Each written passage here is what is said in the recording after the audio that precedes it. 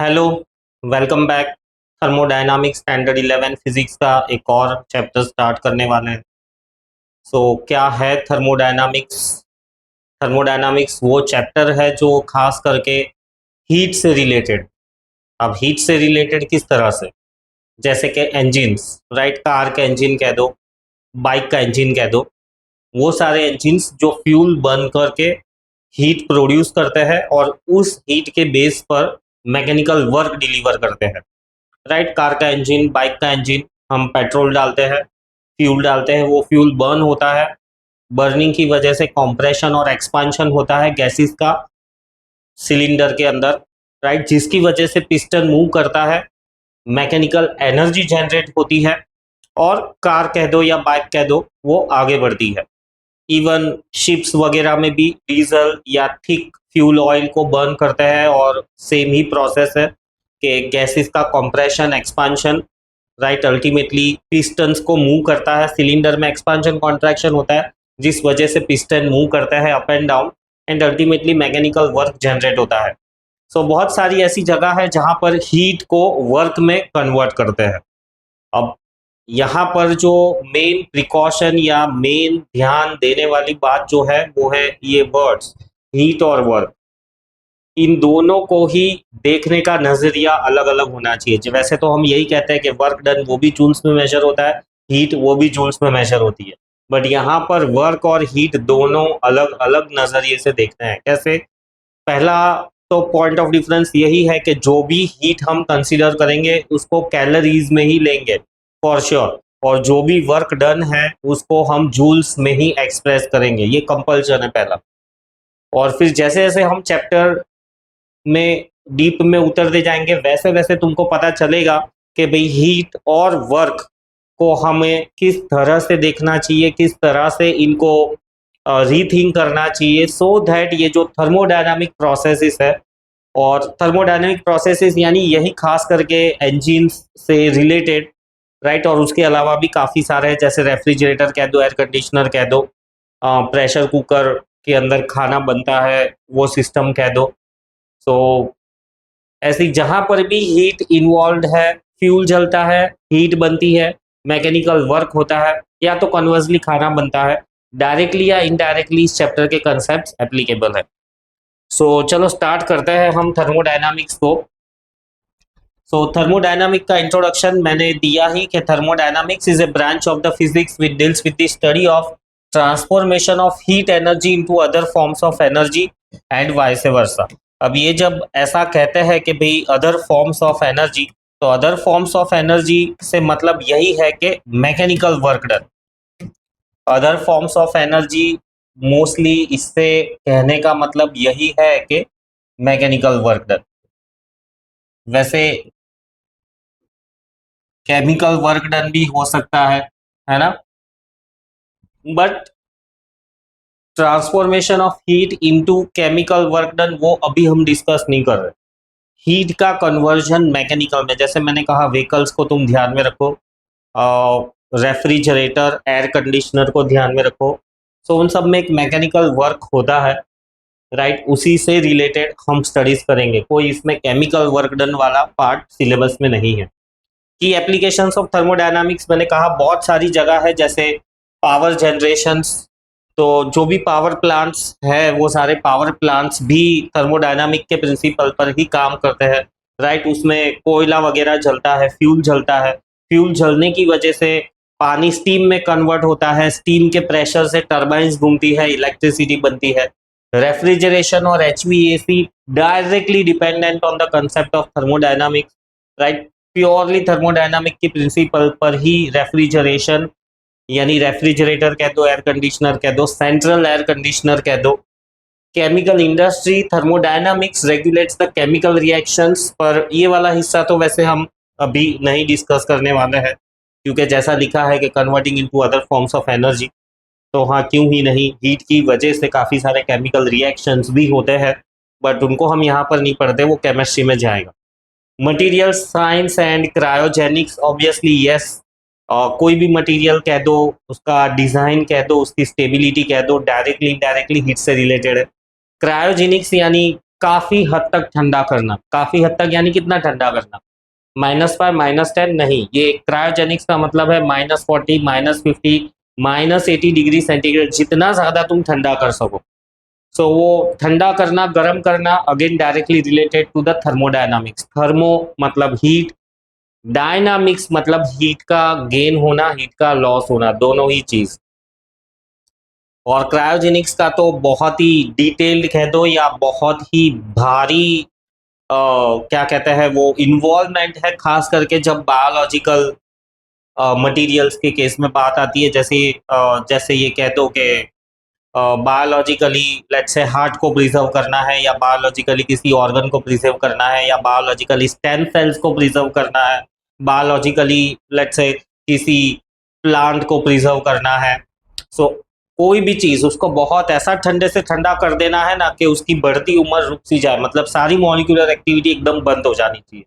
फिर जैसे जैसे गर्म होगा वापस उसकी मॉलिक्यूलर एक्टिविटीज चालू हो जाएगी, या सेल्यूलर एक्टिविटी कह दो। Everyday life examples include the cooling effect of sweating, operations of the pressure cooker, melting of ice, renewable energy। काफी सारी जगह है जहां पर थर्मोडायनामिक्स या तो उस चीज का छोटा सा हिस्सा है या वो पूरी चीज थर्मोडायनामिक्स पे ही काम करती है। जैसे ये रेफ्रिजरेशन, HVAC, ये तो प्योरली थर्मोडायनामिक्स पर ही काम करता है। फिर टर्मिनोलॉजीज, ये सारे वर्ड्स बहुत अच्छे से दिमाग में होने चाहिए, राइट। एक दिमाग के अंदर एक पिक्चर होना चाहिए कि इन वर्ड्स का मतलब क्या है, क्योंकि बहुत फ्रीक्वेंटली ये सारी टर्मिनोलॉजीज यूज होने वाली है। सो पहला वाला वर्ड है सिस्टम। सिस्टम मतलब जिस चीज के बारे में हम स्टडी कर रहे हैं, जैसे ये रूम के अंदर एयर कंडीशनिंग चालू है तो ये सिस्टम हो गया। फिर दूसरा होता है सराउंडिंग्स। अब ये रूम के बाहर सराउंडिंग्स, सराउंडिंग्स ठंडा होगा तो रूम ठंडा होगा, हाँ होगा। सराउंडिंग्स गर्म होगा तो रूम भी गर्म होगा। बट मुझे तो दोनों ही चीज नहीं चाहिए। अगर बाहर बहुत ठंडा है, बर्फ गिर रही है, तो मुझे क्या चाहिए, रूम ठंडा हो और गर्म हो मेरा। और बाहर बहुत ज्यादा गर्मी है तो मुझे क्या चाहिए कि मेरा ये जो सिस्टम है ठंडा रहे। सो सिस्टम एंड सराउंडिंग्स बहुत डिपेंड करता है। सिस्टम भी सराउंडिंग्स पे डिपेंडेंट है, सराउंडिंग सिस्टम पे डिपेंडेंट नहीं है। सिस्टम में जो भी चेंजेस करने हैं, सराउंडिंग्स में क्या हाल चाल है, उस हिसाब से तुम सिस्टम में चेंजेस करोगे, है ना। बाहर अगर आग के गोले बरस रहे हैं तो तुम चाहे कुछ भी कर लो, अंदर यानी सिस्टम में तुम उतना ठंडापन तो ला ही नहीं पाओगे, राइट। सेम वे बाहर बर्फ है, टेम्परेचर -10 -20 -30 पहुंच गया है, और तुम ऐसा कहो कि भाई रूम के अंदर 24 डिग्री 25 डिग्री रहे, तो बहुत बहुत ज़्यादा मुश्किल है। ऑलमोस्ट थर्मोडायनामिक्स के प्रिंसिपल कुछ लिमिटेशंस लगा देते हैं कि तुम बाहर अगर -20 -30 है तो तुम घर के अंदर मे बी -5 -10 तक रख सकते हो। बट बिल्कुल मतलब वो -40 पे है और हम यहाँ पर 24 डिग्री मेंटेन करके रहे सिस्टम के अंदर, तो चैलेंजिंग हो जाता है, ऑलमोस्ट इम्पॉसिबल ही है, नेक्स्ट टू इम्पॉसिबल है। जैसे गर्मियों के सीजन में बात कर दो, अगर बाहर का टेम्परेचर 45-48 है, तब जाके हम रूम का टेम्परेचर 24 या 20 कह दो, 18 तो आता ही नहीं है, भले तुम एयर कंडीशनर को 18 पे सेट कर दो, पर रूम का टेम्परेचर 18 पे पहुंचेगा नहीं, वो 24-25 तक रहेगा। सो 20-25 डिग्री का डिफरेंस हम ला सकते हैं, ज़्यादा से ज़्यादा 30 डिग्री का, अगर सिस्टम बहुत ही एफिशिएंट है या बहुत ही ज़्यादा पावरफुल है। फिर टाइप्स ऑफ सिस्टम्स, राइट। तो ये मेरा जो रूम है ये क्लोज्ड सिस्टम है, close system, exchanges energy only, right. Close system, energy exchange. Cooker, pressure cooker, closed system, heat दे सकते हैं, वहां से हीट निकल सकती है, बट कुकर के अंदर का मटेरियल क्या बाहर निकल पाएगा, नहीं, ढक्कन लगा हुआ है, बाहर से कोई मटेरियल अंदर जा पाएगा, नहीं।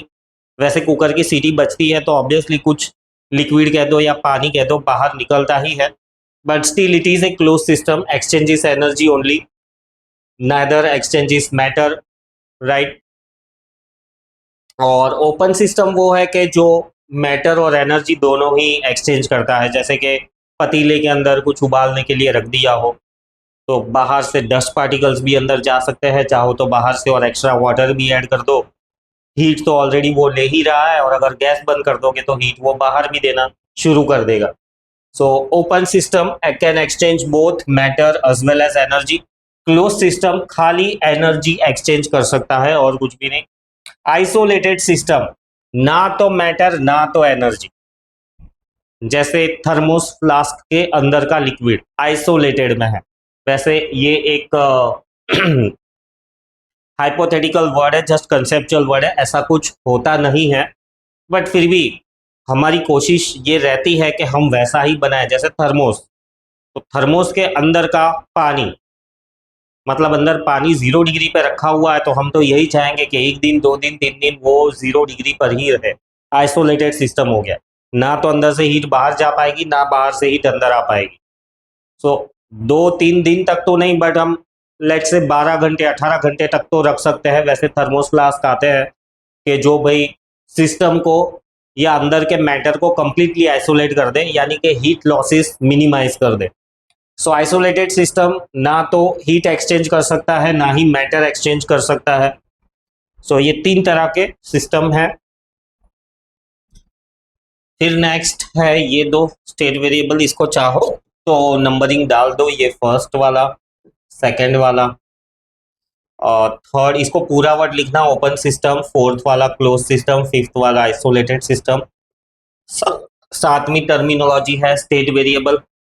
अब स्टेट वेरिएबल का मतलब क्या है? स्टेट का मतलब कि अभी इस वक्त इस रूम का प्रेशर, टेम्परेचर, वॉल्यूम से मुझे कुछ खास लेना देना नहीं है, और चाहो तो इसका वॉल्यूम भी इंक्लूड कर दो, राइट.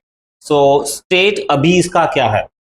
फिर जो स्टेट मुझे चाहिए वो क्या है? लेटर स्टेट, कि भाई अभी यहाँ पर टेम्परेचर लेट से इस रूम के अंदर 40 डिग्री सेंटीग्रेड है, तो मेरा लेटर स्टेट ये है कि मुझे इस रूम के अंदर 16 डिग्री टेम्परेचर बनाना है, राइट. लेट से अभी इस रूम के अंदर प्रेशर 1 एटमॉस्फेरिक प्रेशर है, तो मेरा जो फाइनल स्टेट होगा उसमें प्रेशर होगा लेट से 5 atm या तो 0.5 atm. सो स्टेट का मतलब कि जो भी थर्मोडायनामिक सिस्टम है, जिस सिस्टम का pressure, volume, temperature, internal energy, enthalpy, entropy, right, इतनी चीजें मुझे चेंज करनी है. ये यहाँ लिखी हुई है कि प्रेशर, वॉल्यूम, टेम्परेचर,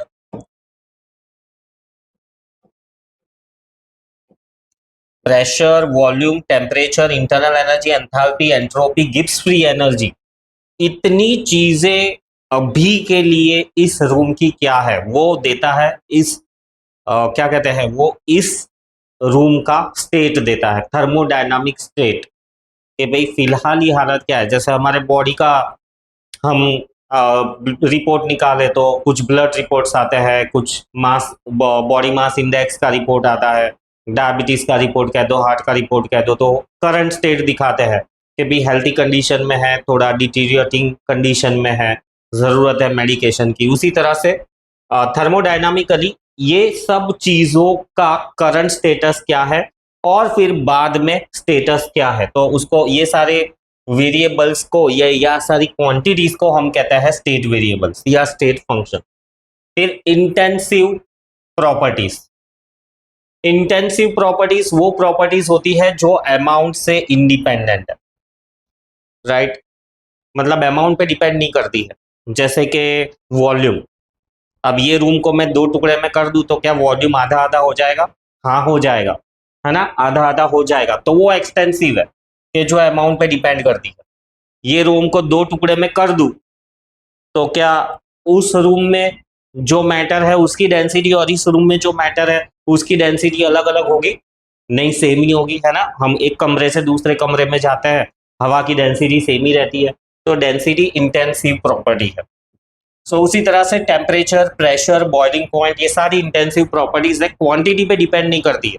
मैं चाहे रूम के इस कमरे में रहूं या उस कमरे में जाऊं, टेम्परेचर सेम ही रहने वाला है, राइट. मैं चाहे कटोरी भर के पानी लूं या ग्लास भर के पानी लूं या बाल्टी भर के पानी लूं, बॉइलिंग पॉइंट तो सेम ही रहने वाला है ना. और एक्सटेंसिव प्रॉपर्टीज जो अमाउंट पे डिपेंड करती है, mass, volume, internal energy, enthalpy, right. ये जो वर्ड्स है internal energy, enthalpy, entropy, Gibbs free energy, इन सब पे भी डिस्कशंस होंगे.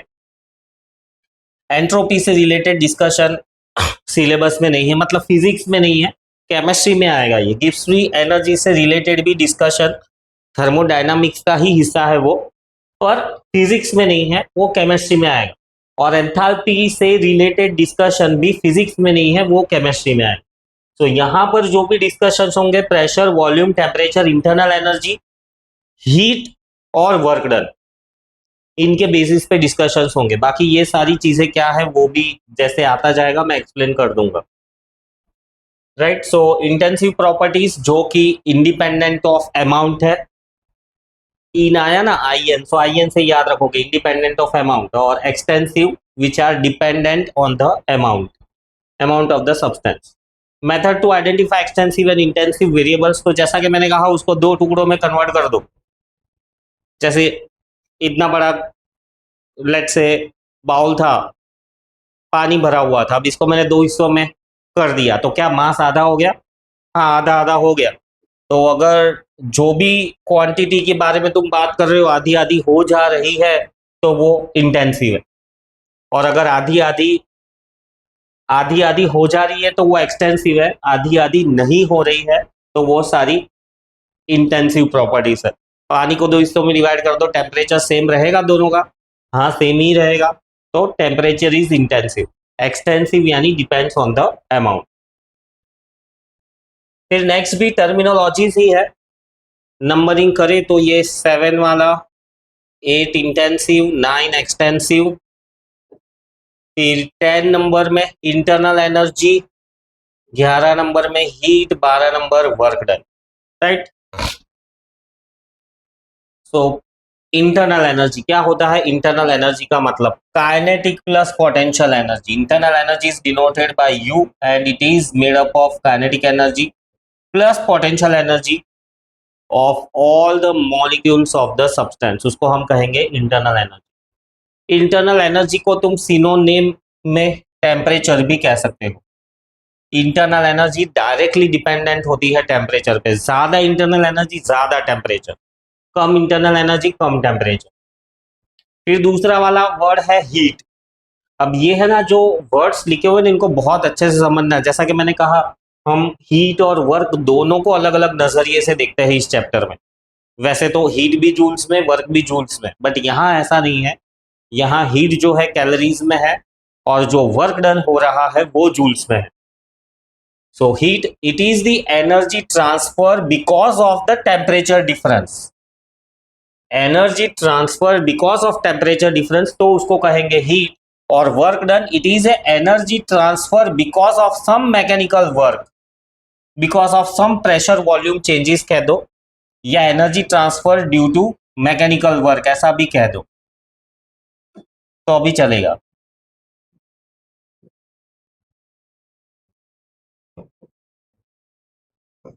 सो प्रेशर वॉल्यूम यानी वही हुआ कि पिस्टन है, तुमने प्रेशर लगाया तो पिस्टन अंदर चला गया। राइट, पिस्टन वगैरह के बारे में डायग्राम होगा।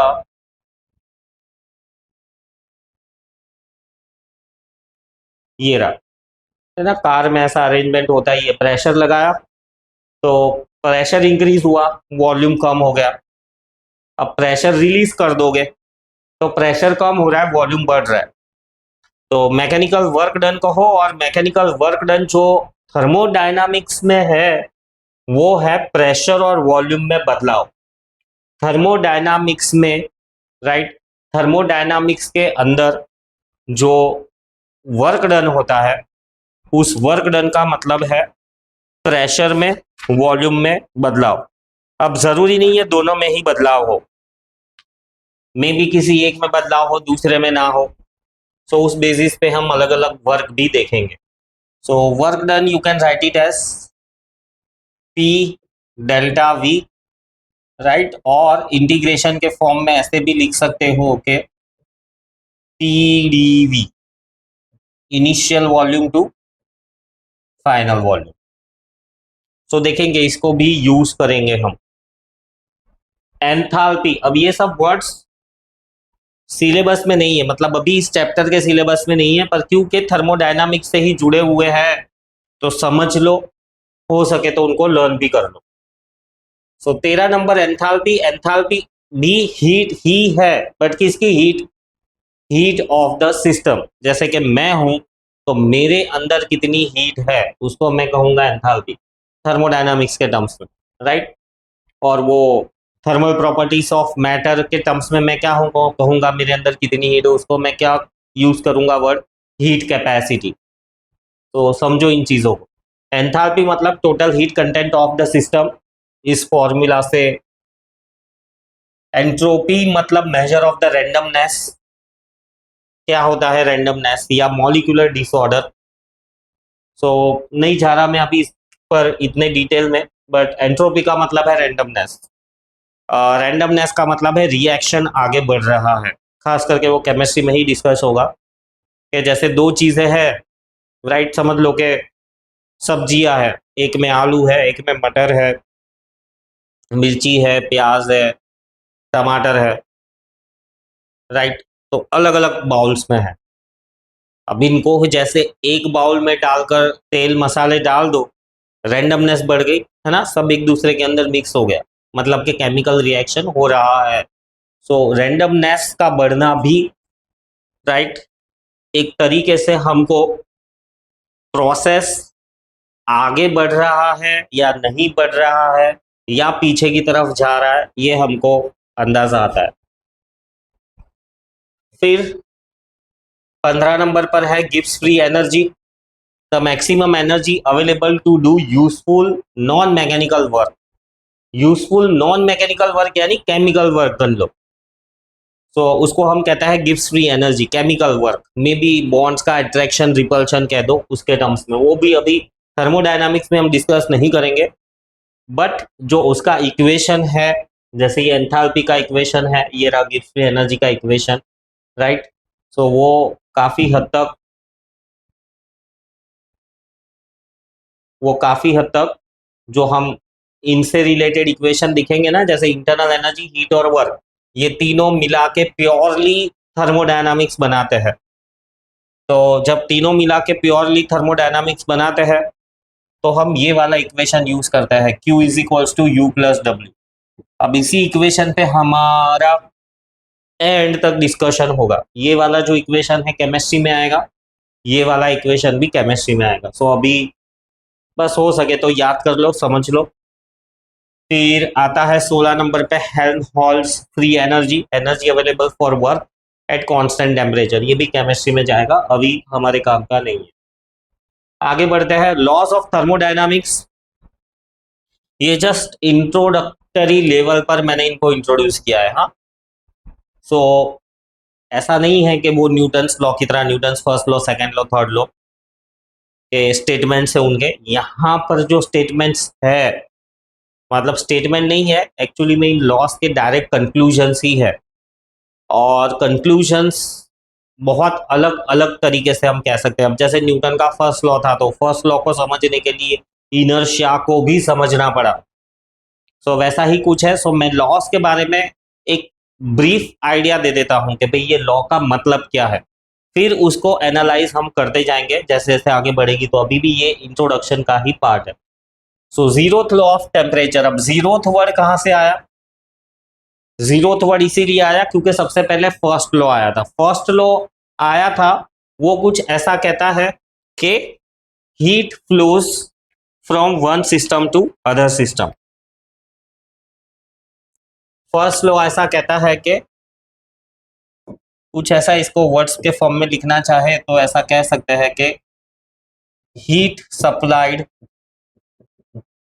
Is equals to mechanical work done, या मैकेनिकल वर्ड को हटा के सिर्फ वर्क डन लिख दो। अब इसको चाहे इस डायरेक्शन में देखो या इस डायरेक्शन में देखो, दोनों ही डायरेक्शन में वो वैलिड ही है। सो फर्स्ट लॉ ये कहता है कि हीट सप्लाई करेंगे तो वर्क डन होगा, वर्क डन करोगे तो हीट प्रोड्यूस होगी। इनडायरेक्टली ये law of conservation of energy ही है कि energy in one form gets converted into some other form. Heat energy में भी पोटेंशियल एनर्जी में कन्वर्ट हो गई, हीट एनर्जी में भी काइनेटिक के फॉर्म में कन्वर्ट हो गई, में भी काइनेटिक एनर्जी हीट के फॉर्म में कन्वर्ट हो गई। सो फर्स्ट लॉ जो है ना वो कंजर्वेशन ऑफ एनर्जी वाला ही है। इसी चीज को थोड़ा तोड़ मोड़ मरोड़ के थर्मोडायनामिक्स के टर्म्स में बनाया है। और अब यहां पर जो हीट का फ्लो था, अब हीट का फ्लो होगा, मैकेनिकल वर्क होगा, सही बात है। पर अगर इस लॉ से रिलेटेड मैं ऐसा कोई क्वेश्चन पूछ लू ना कि भाई ये रूम है मेरा और ये बाहर का टेम्परेचर 47 डिग्री सेंटीग्रेड है और मुझे अंदर लेट से 18 डिग्री सेंटीग्रेड मेंटेन करना है। सो क्या हीट यहां से यहां पर आएगी? अब ये एक सवाल रह गया फर्स्ट लॉ से रिलेटेड कि भाई हीट यहां से यहां आएगी कि यहां से यहां आएगी, राइट? मुझे तो इसको 18 डिग्री रखना है, मतलब मुझे रूम से हीट बाहर फेंकनी, मतलब ठंडी जगह से हीट लेके गर्म जगह में फेंकनी है, जो काम रेफ्रिजरेटर एयर कंडीशनर करते हैं।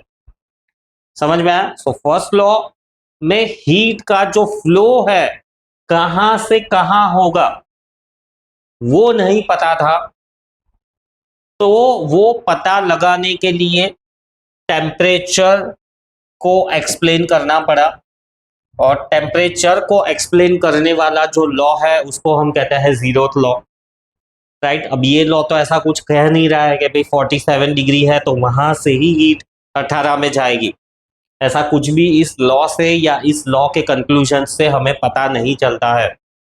हम ऐसा भी नहीं कह सकते कि भाई 18 से हीट 47 में जाएगी, क्योंकि ये लॉ टेम्परेचर के बारे में कुछ बात ही नहीं करता है, राइट?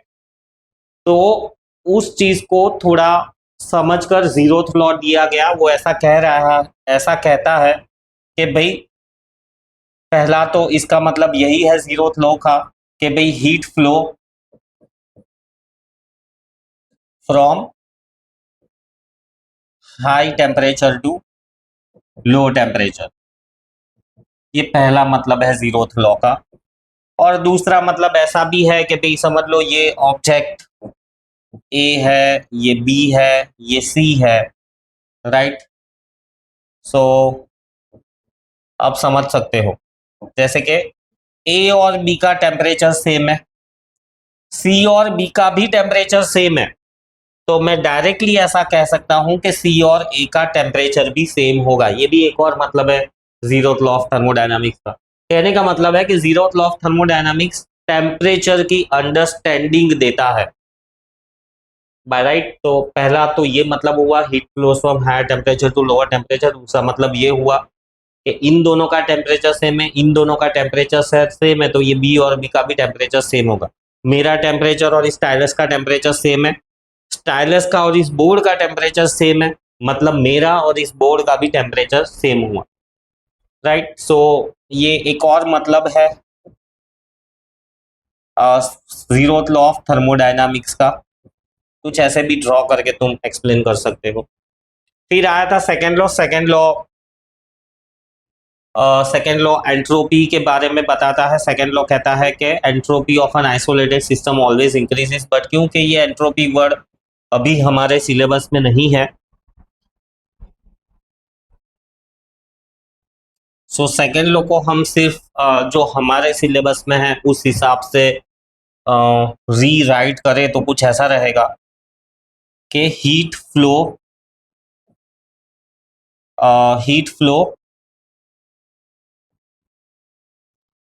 वर्ड जो है वो है इंस्टेंटेनियसली, स्पॉन्टेनियसली,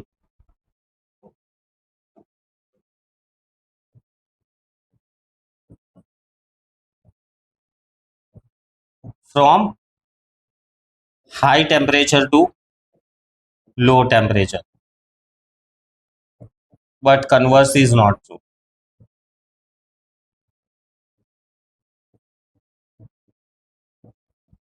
अब देखो इस चीज को थोड़ा ढंग से समझो, एंट्रोपी से रिलेटेड नहीं समझना है। हाँ, ये राइडर डायग्राम में भी तो है कि heat flows from higher temperature to lower temperature spontaneously.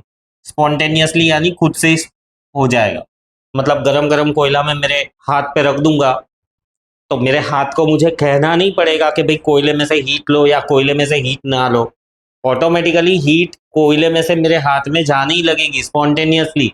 इस पे किसी का रूल, पावर, इफेक्ट नहीं चलने वाला है।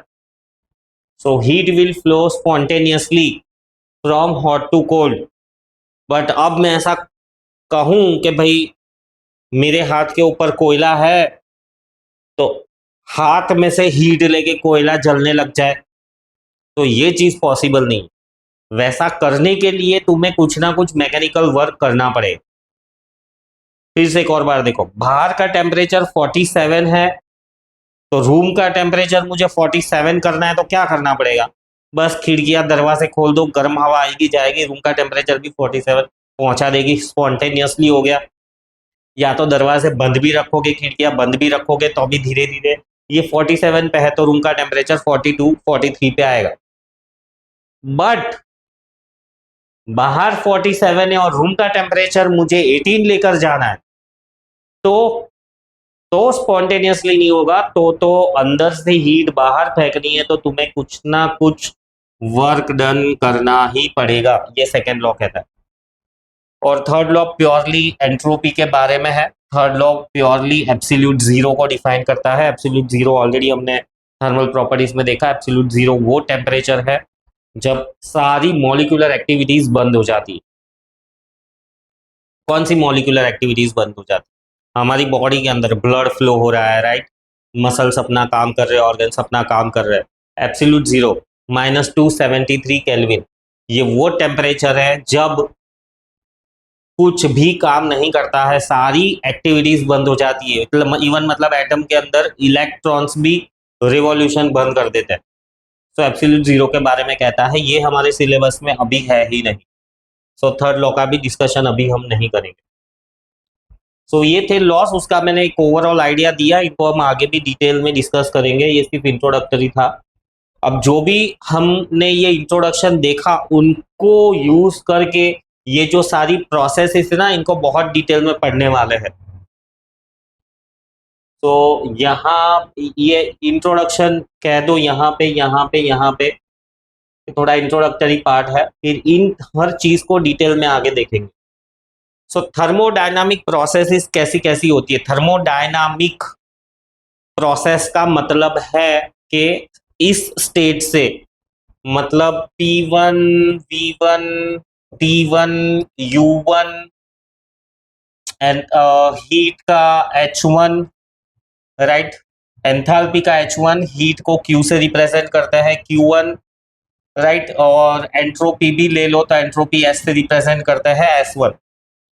इस स्टेट से मुझे ये दूसरे स्टेट में जाना है, मतलब मुझे गुजरात से महाराष्ट्र नहीं जाना है, मतलब कि मुझे ये वेरिएबल्स को चेंज करके ये बनाने हैं। अब इसमें जरूरी नहीं है सबके सब चेंज करो, जरूरी नहीं है कि कोई एक ही वेरिएबल चेंज करो, राइट, और रैंडमली चेंज करके भी कुछ हासिल नहीं होने वाला है।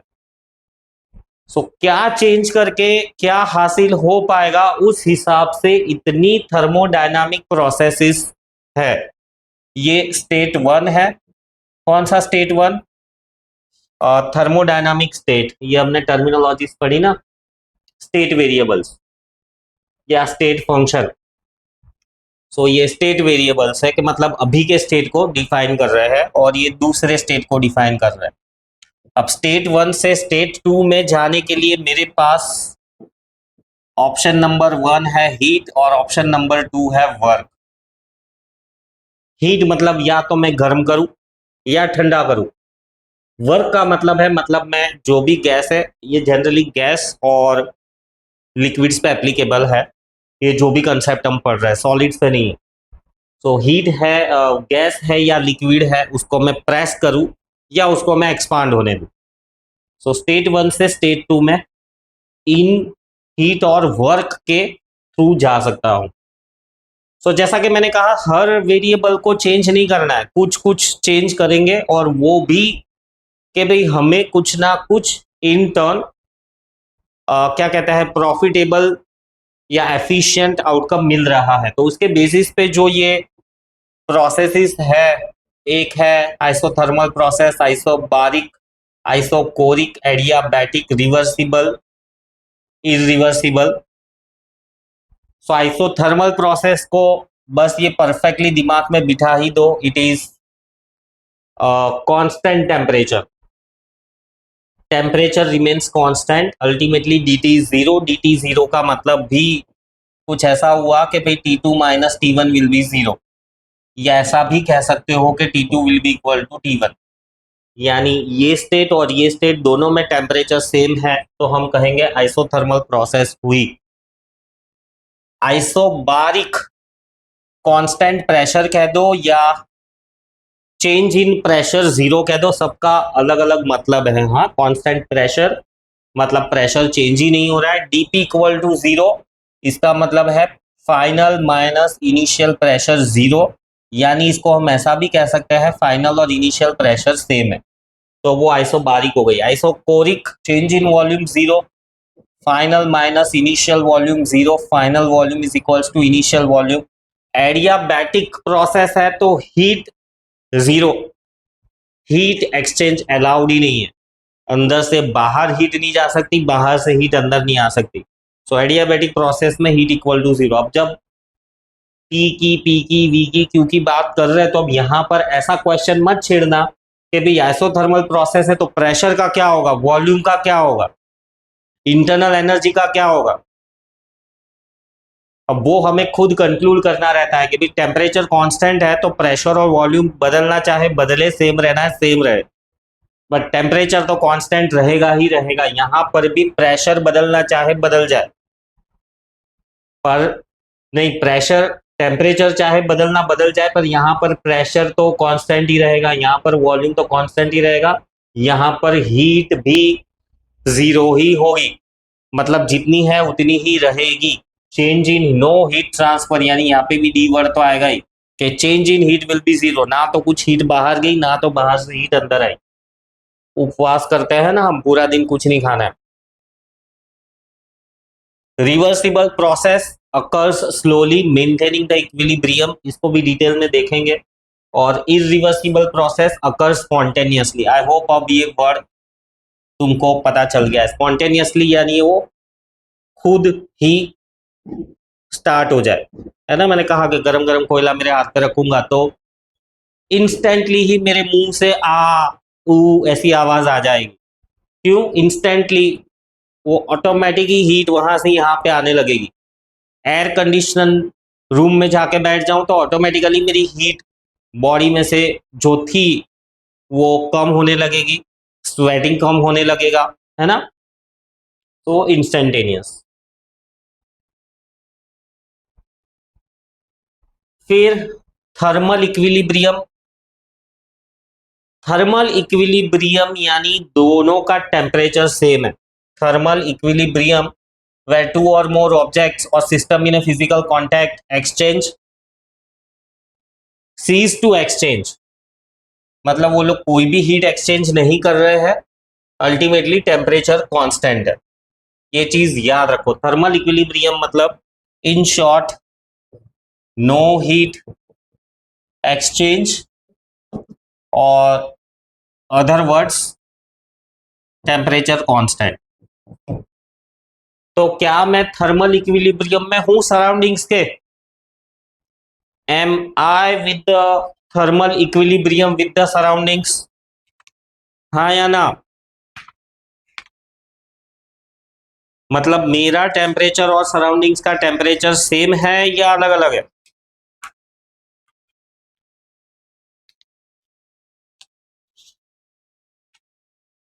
अलग अलग है।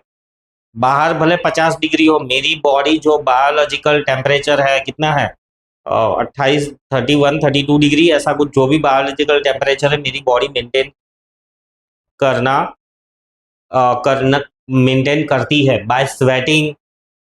बहुत ज़्यादा ठंड है तो खुद मेटाबॉलिज्म बढ़ा के हीट प्रोड्यूस करेगी, है ना। तो मैं थर्मल इक्विलिब्रियम में नहीं हूँ। क्या ये स्टाइलस थर्मल इक्विलिब्रियम में है सराउंडिंग्स के? हाँ है। सराउंडिंग का टेम्परेचर 50 डिग्री तो इसका भी 50 डिग्री पहुंच जाएगा। ये कोई बायोलॉजिकल बीइंग नहीं है, इसके अंदर कोई ऑर्गन्स नहीं है कि स्वेटिंग होगी और इसका टेम्परेचर कंट्रोल हो जाएगा, है ना। सो आसपास के ऑब्जेक्ट्स थर्मल इक्विलिब्रियम में। क्या ये स्क्रीन थर्मल इक्विलिब्रियम में है सराउंडिंग्स के? नहीं, स्क्रीन का टेम्परेचर थोड़ा ज्यादा है, कुछ वर्क हो रहा है, इलेक्ट्रिकल वर्क हो रहा है, उस वजह से हीट प्रोड्यूस हो रही है और उसका टेम्परेचर ज्यादा है, राइट। इसको छुओगे तो गर्म फील होगा। घर पे जो टीवी वगैरह है उसको छू के देखो, खास करके ये स्क्रीन को छोड़ो, स्क्रीन के पीछे की तरफ छू कर देखोगे तो तुम्हें फील होगा कि वो गर्म है। नेक्स्ट जो वर्ड है थर्मोडायनामिक इक्विलिब्रियम। अब थर्मल इक्विलिब्रियम हीट का है, थर्मोडायनामिक इक्विलिब्रियम का मतलब है कि एट ए टाइम दो ऑब्जेक्ट्स थर्मल इक्विलिब्रियम में भी है, मैकेनिकल इक्विलिब्रियम में भी है और केमिकल इक्विलिब्रियम में भी है, राइट। जैसे कि अगर मैं कहूं कि भाई I am in thermodynamic equilibrium with the screen, मतलब कि मेरा और इसका टेम्परेचर भी सेम है, मेरा और इसका मैकेनिकल स्टेट भी सेम है। मैकेनिकल स्टेट सेम है यानी पोटेंशियल एनर्जी सेम है, काइनेटिक एनर्जी सेम है, और केमिकल इक्विलिब्रियम भी, मतलब इसके अंदर भी कोई केमिकल रिएक्शन नहीं हो रहा है, मेरे अंदर भी कोई केमिकल रिएक्शन नहीं हो रहा है। अब बता सकते हो कोई ऐसी चीज जो थर्मोडायनामिक इक्विलिब्रियम में हो, मतलब ऐसा हम कह सके कि भाई ये और ये चीज, ये दोनों थर्मोडायनामिक इक्विलिब्रियम में है, मतलब दोनों के अंदर थर्मल स्टेट सेम है, दोनों के अंदर मैकेनिकल स्टेट सेम है और केमिकल इक्विलिब्रियम भी सेम है। तो एग्जैक्ट सेम टू सेम मेरा जुड़वा भी लेकर आ जाओगे तब भी 100% तो नहीं कह पाएंगे। जैसे कि दो इंसान ले लो, same weight, same height, same age, same eating habits, right, तब भी हम कह सकते हैं कि they are near by to the thermodynamic equilibrium, but they are not exactly in thermodynamic equilibrium. तो थर्मोडायनामिक इक्विलिब्रियम हम तब कहते हैं जब वो थर्मल, मैकेनिकल और केमिकल तीनों इक्विलिब्रियम में हो। ऐसा कोई एग्जाम्पल एग्जिस्ट नहीं करता, बट अगेन ये एक थियोरेटिकल कंसेप्ट है। Engines, refrigerators, air conditioners, right, compression, expansion, इन सब चीज़ों की स्टडी से करने के लिए इम्पोर्टेंट है ये। ठीक है, आज के लिए काफ़ी है, नेक्स्ट लेक्चर में हम कंटिन्यू करेंगे। तब तक इन चीज़ों को रिवाइज करो। सी यू, बाय बाय।